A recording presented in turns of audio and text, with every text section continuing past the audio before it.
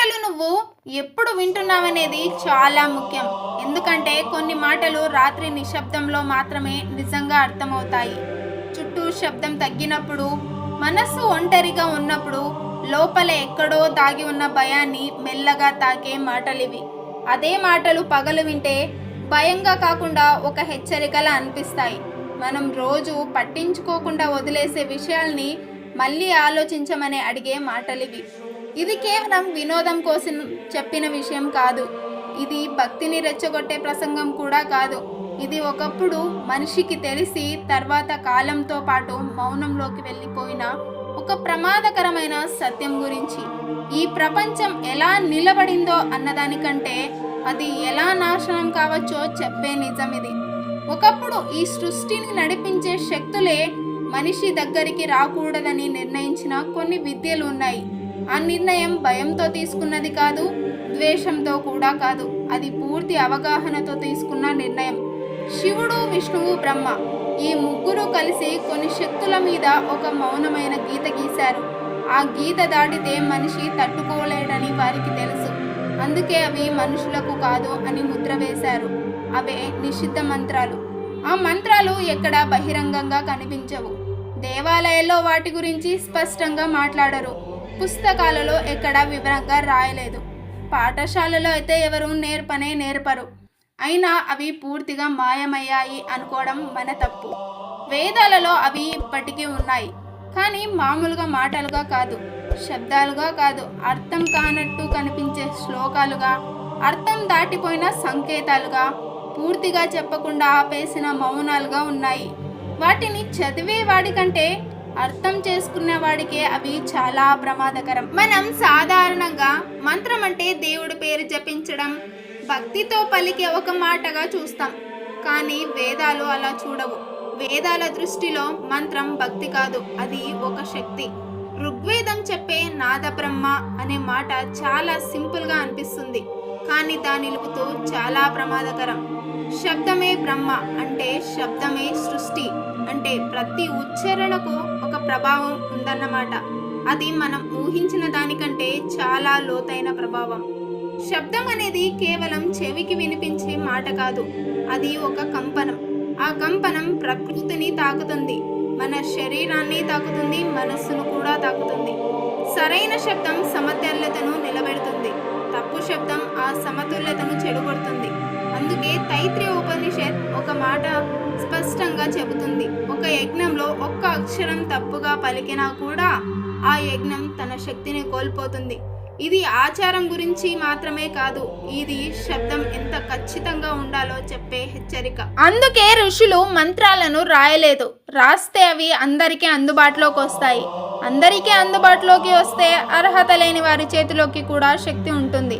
అందుకే గురువు నుంచి శిష్యుడి చెవిలో మాత్రమే చెప్పారు. దాన్నే శృతి సంప్రదాయం అన్నారు. అక్కడ అర్హత అంటే చదువు కాదు, జ్ఞానం కాదు, అంతర్గత నియంత్రణ, శాంతి, సహనం, ధర్మం.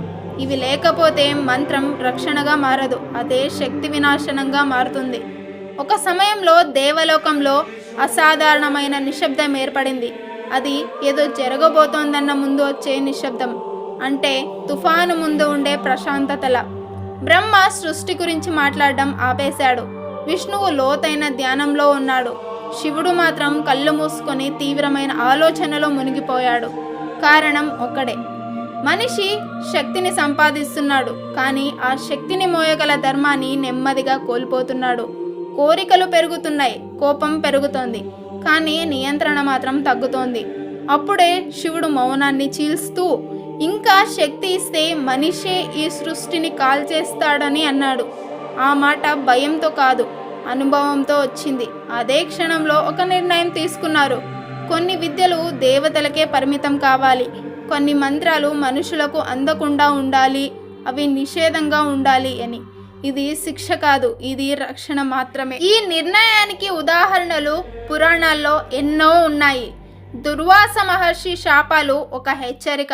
ఆయన తపస్సుతో వచ్చిన శక్తి అపారమైనది, కానీ ఆ శక్తి క్షణిక కోపంతో కలిసినప్పుడు ఎంత భయంకరంగా మారిందో మనం చూసాం. గౌతమ మహర్షి శాపం కూడా అదే నిజాన్ని చెబుతుంది. భృగు మహర్షి శాపం కూడా అదే హెచ్చరిక ఇస్తోంది. ఇవి కథలు కాదు, ఇవి తపస్సు శక్తి నియంత్రణ లేకపోతే ఎలా శాపంగా మారుతుందో చూపించే ఉదాహరణలు. అందుకే ఉపనిషత్తులో ఒక మాట పదే పదే చెబుతాయి, శాంతి లేకుండా శక్తి చాలా ప్రమాదమని. ఇదే సత్యాన్ని మరో సంఘటన మరింత లోతుగా చూపిస్తుంది. సంవత్సరాల తరబడి తపస్సు చేసిన ఒక మహర్షి ముందు దేవతలు ప్రత్యక్షమయ్యారు. ఆయన జీవితమంతా నియంత్రణలో గడిచింది. ఆకలి, నిద్ర, కోరిక అన్నీ జయించాడు. దేవతలు ఏ వరం కావాలని అడిగారు. ఆయన సంపద కోరలేదు, రాజ్యాన్ని కోరలేదు, అమరత్వాన్ని కూడా కోరలేదు. ఆయన అడిగింది ఒకటే, శక్తి. ఆ మాట విన్న క్షణం దేవతలు కూడా ఆలోచనలో పడ్డారు. ఆయన ఇచ్చారు, ఎందుకంటే ఆయన తపస్సు నిజమైనది. కానీ శక్తి వచ్చిన తర్వాత జీవితం పరీక్ష మొదలైంది. ఒకరోజు జరిగిన చిన్న అవమానం అతని మనసులో దాగి ఉన్న కోపాన్ని బయటకు తీసింది. ఆ కోపంలోనే అదే మంత్రాన్ని ఉపయోగించాడు. ఆ ఒక్క ఉచ్చారణతో ఆకాశం నల్లబడింది, భూమి కంపించింది, ప్రకృతి సమతుల్యత చెదిరిపోయింది. అప్పుడు దేవతలకు ఒక విషయం పూర్తిగా అర్థమైంది. శక్తి తప్పు కాదు, కానీ అది నియంత్రణ లేకుండా చేతికి వస్తే అది శాపంగా మారుతుంది అని. అందుకే వేదాలలో చాలా విషయాలు పూర్తిగా వివరించలేదు. కొన్ని శ్లోకాలు అర్థం కానట్టు అనిపిస్తాయి. అక్కడ ఉచ్చారణ లేదు, పూర్తి వివరణ లేదు, కేవలం ఒక హెచ్చరిక మాత్రమే ఉంటుంది. ఇది తెలిసినవాడు ప్రపంచానికి ప్రమాదం అవుతాడనే భావం మాత్రమే అక్కడ దాగి ఉంటుంది. అధర్వణ వేదంలో అభిచార మంత్రాలు ఉన్నా వాటిని ఎవరు ఉపయోగించాలి, ఎప్పుడు ఉపయోగించాలి, ఎందుకు ఉపయోగించాలి అనే నియమాలు అత్యంత కఠినంగా ఉంటాయి. శక్తిని అందరికీ ఇవ్వడం వేద సంప్రదాయానికి పూర్తిగా విరుద్ధం. మనమంతా కలియుగం గురించి మాట్లాడేటప్పుడు ఒక నిర్ణయానికి వచ్చేస్తాం, ఈ యుగంలో దేవతలు లేరు, పూర్వకాలంలో మాత్రమే ఉన్నారు అని. ఇప్పుడు మనిషే అన్నిటికీ కేంద్రం అయిపోయాడని. కానీ ఇది పూర్తిగా నిజం కాదు. దేవతలు లేరు అనడం కన్నా మనం వాళ్ళని గుర్తించలేని స్థితికి వచ్చామన్నదే నిజం. దేవతలు మన కళ్ళకు కనిపించకపోవడం అంటే వారు లేకపోవడం కాదు, మన చూపు అక్కడి వరకు చేరకపోవడమే నిజమైన కారణం. ఒకప్పుడు మనిషి దేవుళ్ళని చూడాలంటే బయటకు వెళ్ళేవాడు కాదు, లోపలికి వెళ్ళేవాడు. అంటే తన కోరికలను తగ్గించుకునేవాడు, తన కోపాన్ని శాంతింపజేసేవాడు, తన మనస్సును శుద్ధి చేసుకునేవాడు. అప్పుడు మాత్రమే శక్తి దగ్గరకు వచ్చేది. ఇప్పుడు పరిస్థితి పూర్తిగా మారిపోయింది. మనిషి శక్తిని కోరుకుంటున్నాడు, కానీ తనలో మార్పు రావాలని కోరుకోవడం లేదు. ఫలితం కావాలి కానీ ఫలితాన్ని మోయగల ఓర్పు వద్దు అని. అధికారం కావాలి కానీ బాధ్యత వద్దు అని. ఇదే కలియుగం యొక్క అసలు స్వభావం. మన కోరికలు పెరుగుతున్న కొద్దీ మనలో నియంత్రణ తగ్గిపోతోంది. మన కోపం న్యాయంగా అనిపిస్తోంది. మన అహంకారం మనకు అవసరమని భావిస్తున్నాం. ఈ స్థితిలో శక్తి చేతికి వస్తే అది ఆశీర్వాదం కాదు, అది మన లోపల ఉన్న చీకటిని ఇంకా బలంగా బయటకు తీస్తుంది. అందుకే కొన్ని శక్తులు మనిషి దగ్గరికి రావడం ఆపేశాయి. అవి నాశనం కాలేదు, మన నుండి వెనక్కి తగ్గాయి అంతే. ఒకప్పుడు జరిగిన యజ్ఞాలు ఇప్పుడు కనిపించకపోవడానికి కారణం కాలం కాదు, అర్హత.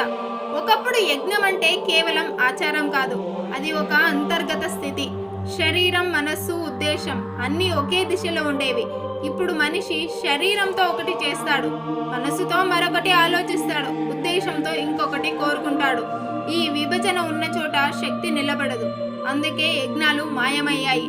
అలాగే కొన్ని విద్యలు కూడా కాలంతో పాటు నశించాయని మనం అనుకుంటాం, కానీ నిజానికి అవి నశించలేదు. అవి మౌనంగా మారాయి.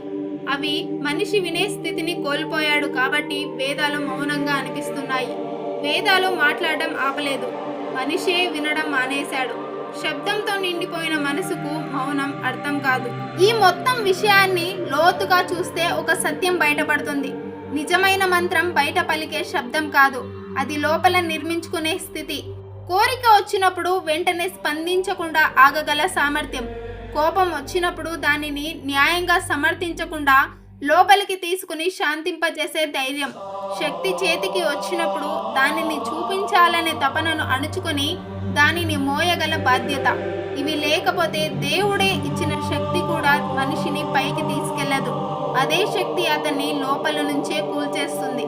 అందుకే దేవతలు శక్తిని దాచలేదు, కోపంతో దూరం పెట్టలేదు. మనిషి మళ్ళీ తనలో శాంతిని సంపాదించే రోజు కోసం, తన కోరికల మీద అధికారం సాధించే క్షణం కోసం, అర్హత తిరిగి పుట్టేదాకా ఇప్పటికీ ఎదురు చూస్తూనే ఉన్నారు. ఇది గుర్తుంచుకుంటే ఒక విషయం స్పష్టంగా అర్థమవుతుంది.